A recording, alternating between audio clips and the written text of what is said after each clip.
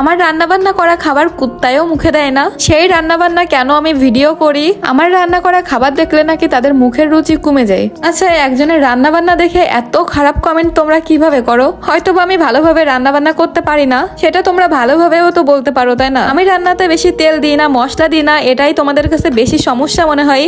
আসলে রান্না করতে জানলে কিন্তু তেল কম দিয়েও রান্না করা যায়। আর আমি কিন্তু তোমাদেরকে রান্নাবান্না শেখাতে আসিনি, আমি বাড়িতে যেভাবে রান্নাবান্না করি সেটাই তোমাদেরকে শেয়ার করি।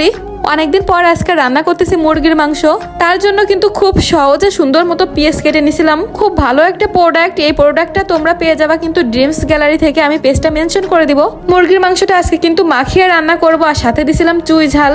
আমার একটা ফলোয়ার বলছিল যে আপু বিরিয়ানির রেসিপি চাই, রিপ্লাই দিও। আচ্ছা অবশ্যই আপু বিরিয়ানির রেসিপি দিব।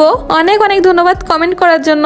আসলে দেখো, কারোর রান্না বান্না দেখে না কাউকে খারাপ কমেন্ট করা উচিত না, কারণ সবার রান্নার স্টাইল একরকম হবে এটা কোনো কথা নেই। তোমার যেরকম ভালো লাগবে রান্না বান্না করতে তুমি সেরকম রান্না বান্না করবে, আমার যেরকম ভালো লাগে আমি সেরকম ভাবে রান্না বান্না করব। তার জন্য তোমরা এমন কথা কেন বলবা যে কুত্তায়ও মুখে দেবে না, খাবার রুচি থাকে না? আসলে খুবই কষ্ট লাগে এসব কথা শুনলে।